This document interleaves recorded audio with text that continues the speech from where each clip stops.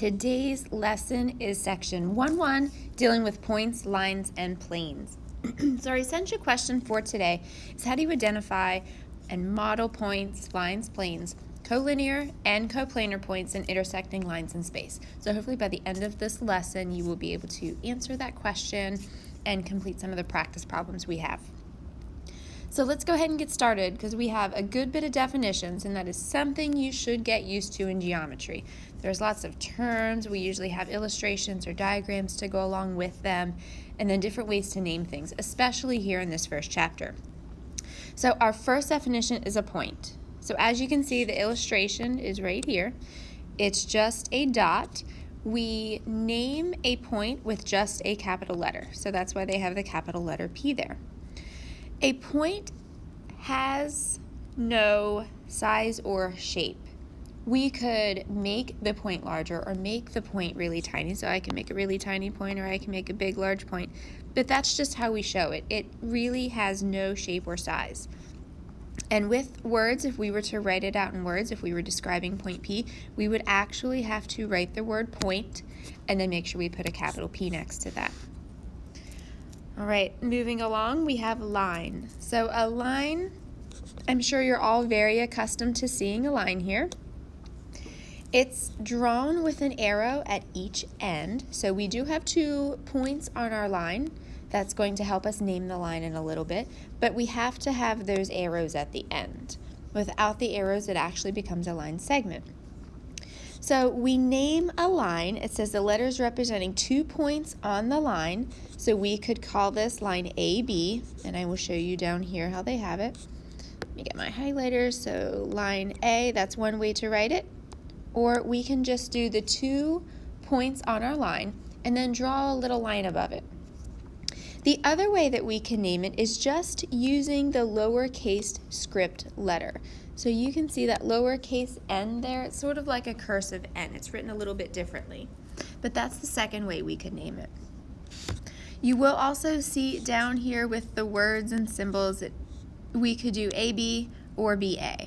Okay? Doesn't matter either way.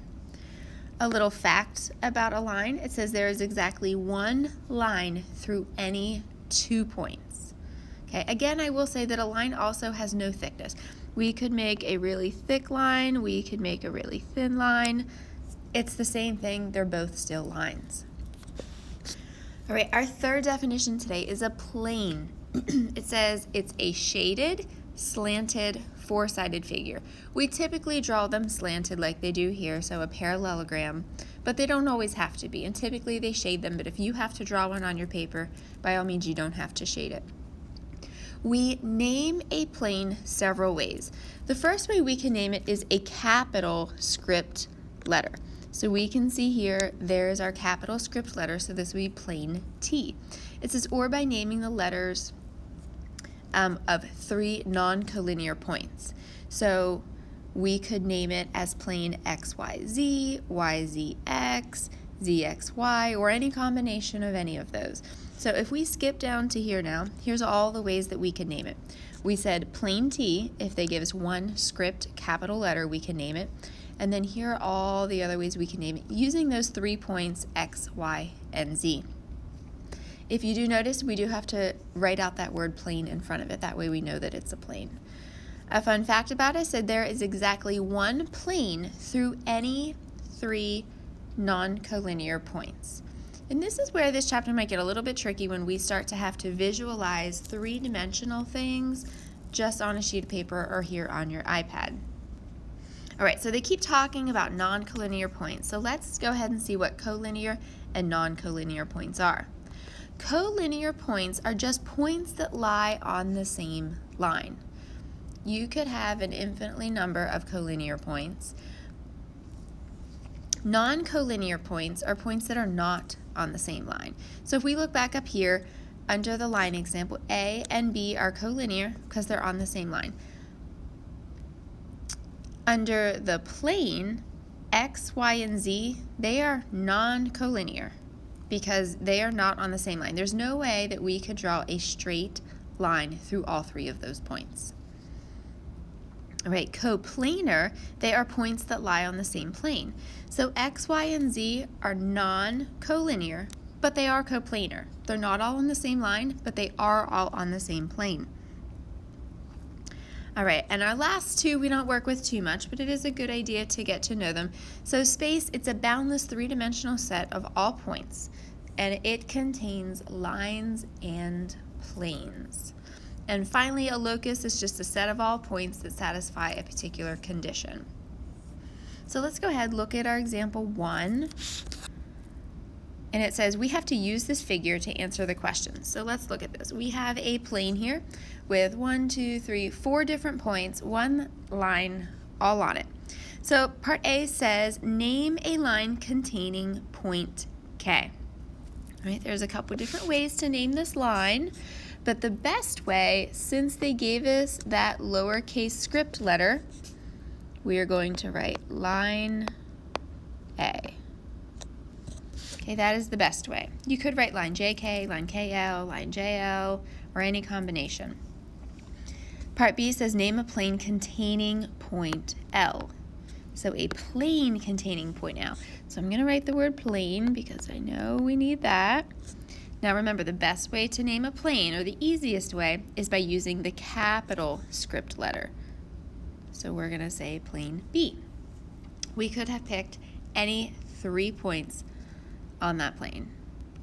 And we should say any 3 non-collinear points on that plane. Part C says name the plane to the right. Well, again, it is plane B. D says name collinear points. Well, collinear, we need to remember that means they're all on the same line. So I'm going to do J, comma, K, comma, L. Those are 3 collinear points. And finally, E says name a point. So I could name J, K, or L, but since we haven't chose M yet, I'm going to do point M.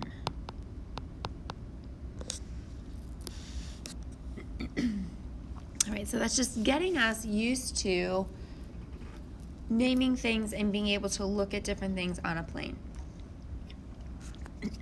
For example 2, it says name the geometric shape modeled by each scenario. So you might have to scroll back and forth to see your definitions of today. But the first one says a 10 by 10 patio. So think of a patio. It's flat on the ground. It's not like a balance beam where you have to walk a straight line. You can sort of walk anywhere. So a patio would be modeled by a plane. Part B says a water glass on a table. So think of a table. I'm sure your computer's on a table right now. If it's not, find one. So look at a table and picture if you had a glass or a cup on that table. To me, that would mean the glass would be a point, and the table would be the plane. So I would say point on a plane. All right, easy enough so far. Let's take a look at example 3. All right, example 3, we get to have some fun. If you like to draw, we get to do some drawing here. So it says draw and label a figure for the following situation. Now I'm going to go through and read everything and then go back through and draw it. It says plane R, so I'm thinking a plane in my mind, contains line AB and DE, which intersect at point P. So now I have a plane with 2 lines on it that are intersecting. We have to add point C on plane R so that it is not collinear with line AB or DE.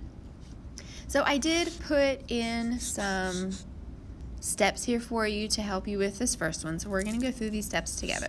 The first step, and really I just started right here at the beginning, it says plane R. So let's draw plane R.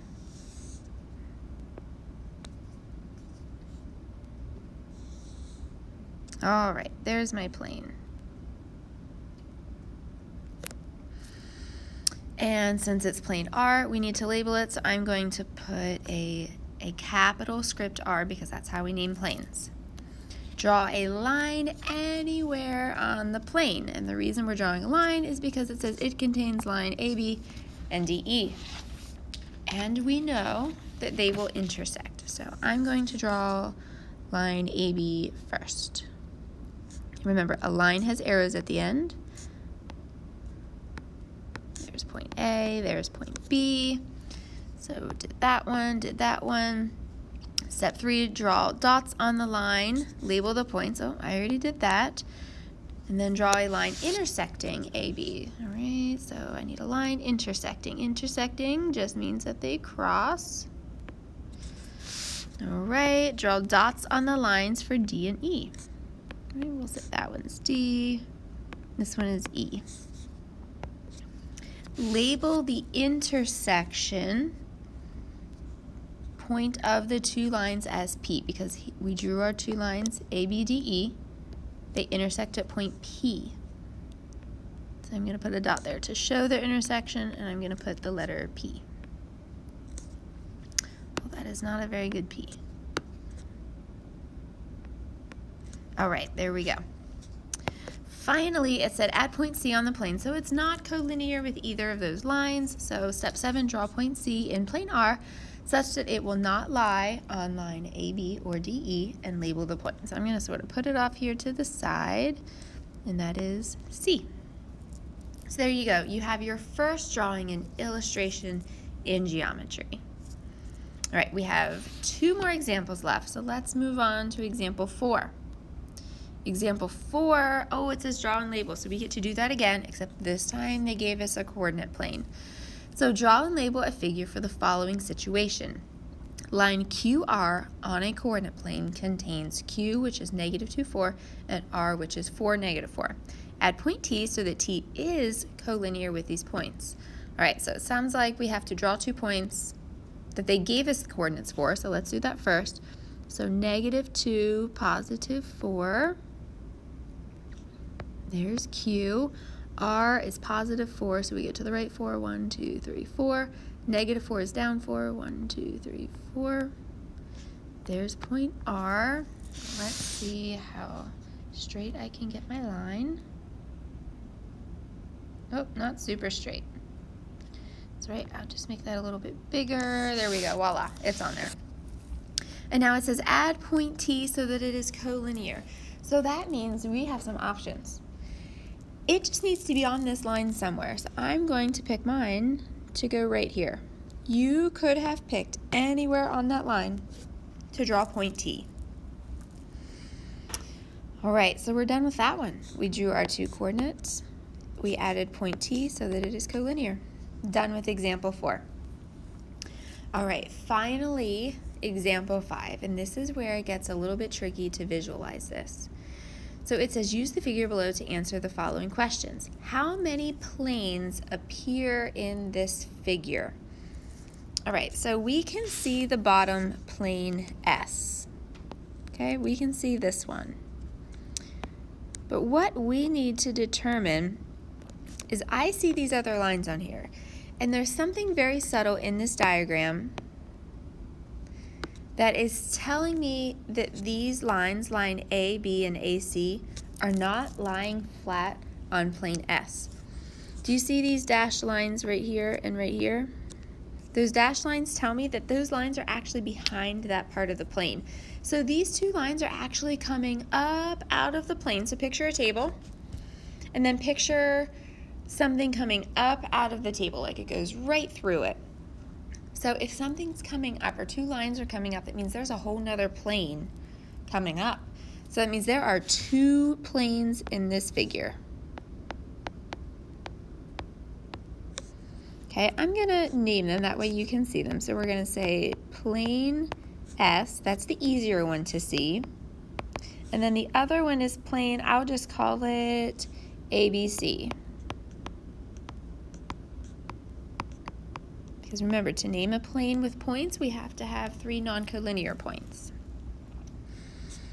All right, part B. It says name 3 points that are collinear. So I need 3 points that are on the same line. So I see A and C, but there's no other point on that line.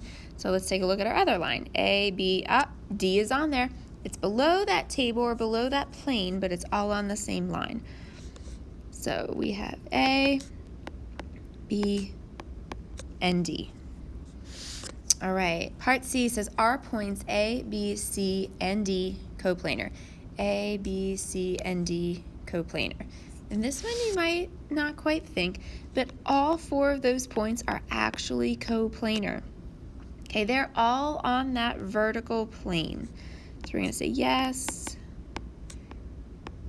they are all in the vertical plane. And finally, D, at what point do lines DB and line CA intersect? All right, so DB. So DB, I don't just stop it there because it says line. So even though those are the 2 letters, we need to keep it going. So we have that line, and then CA. It's that line. So where they intersect at point A. All right, so you made it through your first day of notes.